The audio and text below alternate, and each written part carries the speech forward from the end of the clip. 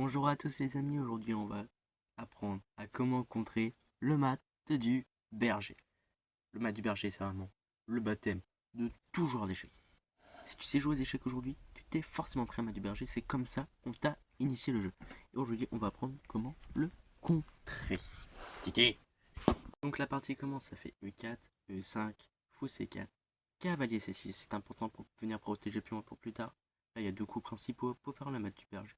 Soit il y a dame F3, soit il y a dame H5.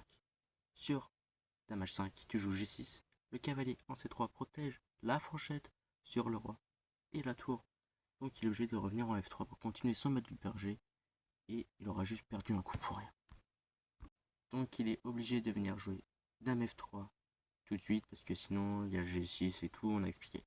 Dame F3 là-dessus, tu vas jouer le beau coup F5. F5 c'est beau. Là il y a deux coups principaux. Soit c'est dame prend F5, soit c'est E prend F5.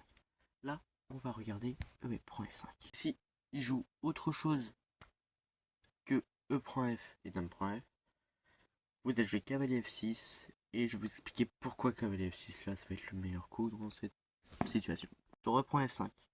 Là, tu viens jouer cavalier F6. La colonne F est juste bloquée.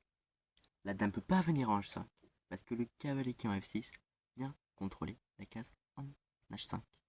Donc là-dessus, le mat du berger est tout simplement foutu.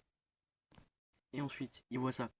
Il va se dire, je reprends la dame. Mais ça, c'est l'erreur. C'est le petit piège d'ouverture. Parce que là-dessus, tu viens jouer D5.